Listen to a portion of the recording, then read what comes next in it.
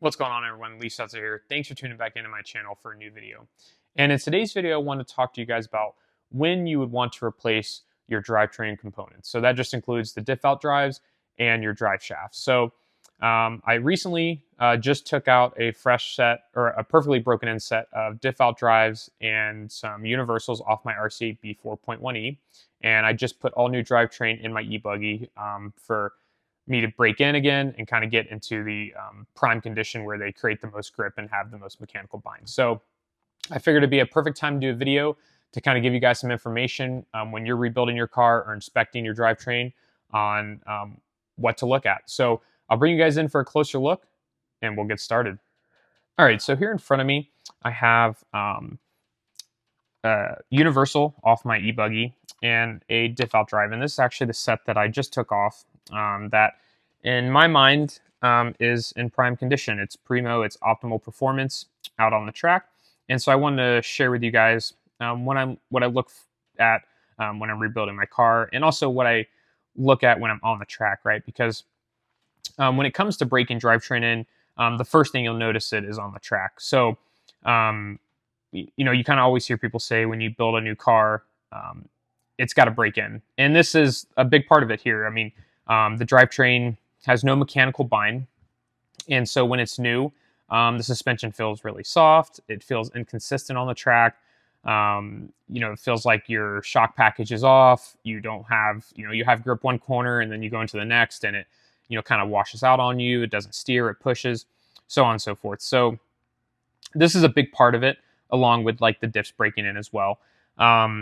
So what you're looking here, what you're looking for on the track is the feeling of, by your third or fourth pack usually, that the car starts to feel a lot better. Your lap times drop, or you're just out there more consistently hitting your lines, not wrecking as much, and that's what we call the drivetrain breaking in. So I'm going to show you first. We'll start off with the diff out drive.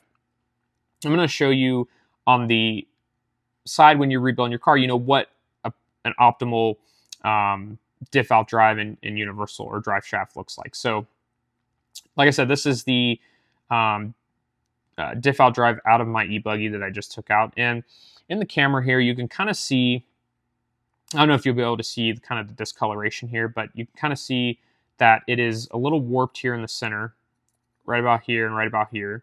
And you can also see that the discoloration on the inside here where the drive pin on the universal or drive shaft sits. And that's just from, like I said, breaking in. So when you're on the track, and I'll kind of give you a quick demonstration. When you're on the track, here's the universal. You have this in, kind of moving up and down like this in the diff out drive. And when it's all new, you have, you could have some oil on here that, come in the bag when you get the parts just to prevent like rusting and corrosion. But the main thing is that like your diff or your pin is completely round. This is new. This is, there's no like rough edges. Everything is like kind of round and smooth. And so it feels very soft. There's no, nothing kind of grabbing these two together. And so when this is all doing this, the drive shaft is moving kind of up and down like this as the suspension works. You're kind of breaking this in. So essentially what you're doing is you're creating a rough edge here on the diff out drive here and here. And then on the universal or your drive shaft, you're creating kind of you'll notice that you'll have a dip here and here, whichever side. But you'll notice you kind of have like a U shape starting to form on the pin here.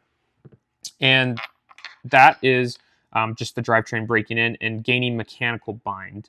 So, you hear a lot of people say, oh, my drivetrain is new. It doesn't have any mechanical bind, or it's got to break in.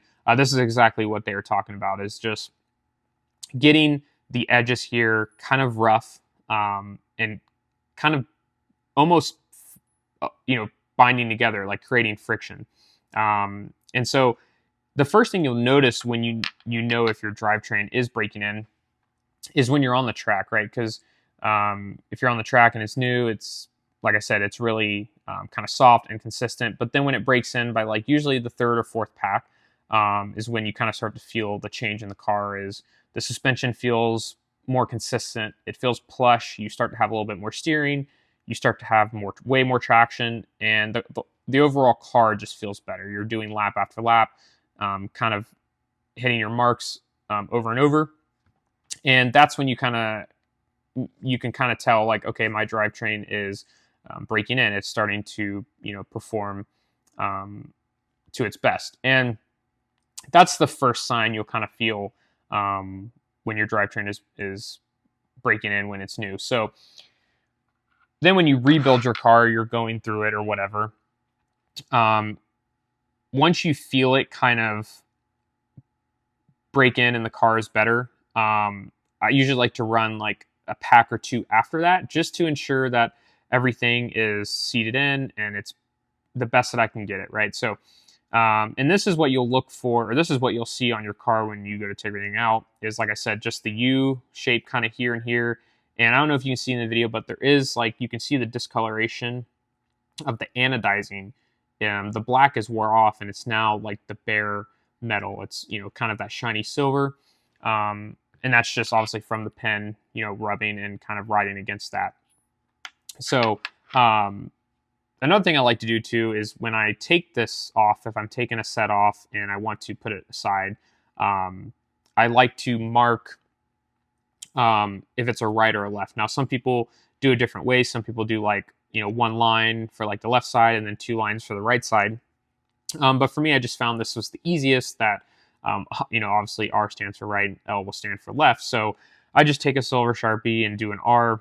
That way, that just tells me this is on the right side of the car. So, for and the reason I take, a good pair or set of, diff out drives and universals off my car and put them to the side is that if I'm at an event and I chip an out drive or I bend a drive shaft, it's never ideal to put a new diff out drive or a drive shaft in your car and just have that singular one brand new when you have the rest of, the left front, right front, and the right rear, or the left rear per se, that's already broken in. It's been, it's kind of been in that car as the same set. And then you go to put like a new diff out drive or a new universal. It's never ideal. It kind of has to break in, just like if you were to build a new car or put new drivetrain in. So that's why I kind of break in my drivetrain and put it to the side. Is if I ever have anything happen where I chip an out drive, break an out drive, bend a universal,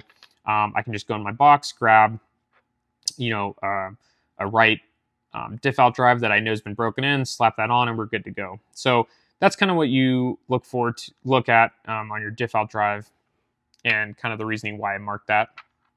And we'll move on to the drive shaft or the universal. And like on the diff out drive, you can see that I actually mark my universals if they're a front or a rear. So this has RF on there, for right front.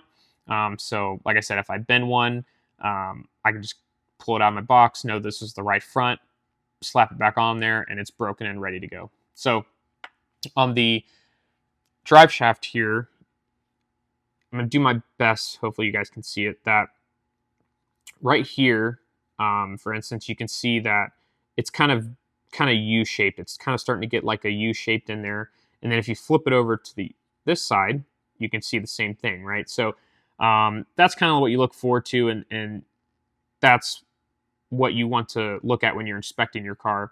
And that just kind of tells you that, when it's breaking in, it'll start to all kind of get this U shape in all your drive pins here. And that's when I take it out and just know that my drive shaft here is in optimal condition. So that's what a prime set, optimized set of drivetrain looks like. Now, unfortunately, I don't have a bad set, and I think most people kind of know when their drivetrain is too far gone, right? So you definitely can run into where it's needs to be replaced. It's too cupped out, or the pin here is way too cupped out, and what happens is this gets really thin here, and then the edge here where it hangs off the out drive, it gets a real sharp kind of edge, and what happens is sometimes you'll kind of notice, like if your car's at full droop and you go to spin the, one side of the diff, it feels like it's locking up. And if that's how I kind of know that if I have a bad drivetrain set, that's how I kind of know it needs to be replaced. Kind of two things. One, the pin gets really thin here, and then you have the potential run-in of it breaking during a race or practice. And if you spin, one side of it like at full droop and it's at an angle, and when it goes through the diff like this, it will kind of lock up a little bit because of, if it's too wore out, the edge here gets really kind of like dug out and sharp. So that's when you kind of know that it's too far gone, where it does need to be replaced because it's binding at full droop and you can potentially run into breaking it. So, and then on the diff out drive, when obviously, most people are already going to know when it's bad, but usually when your drive shaft is bad and you've been running it with the same diff out drive, the diff out drive gets really cupped out. So just like a U on both sides, there's a lot of slop or a lot of play between the drive shaft and the diff out drive. There's a lot of play, and it's really cupped out. And that's just kind of how you tell that it's time to be replaced. All right, guys, hope you enjoyed that video today, and hopefully you got some information out of it and just kind of built your knowledge up a little bit on your drivetrain and just what to feel out there on the track and look for when you're rebuilding your car and kind of inspecting those components. So as always, leave a like, leave a comment, hit the subscribe button, hit the share button. I do really appreciate it a lot, and we'll see you guys in the next one.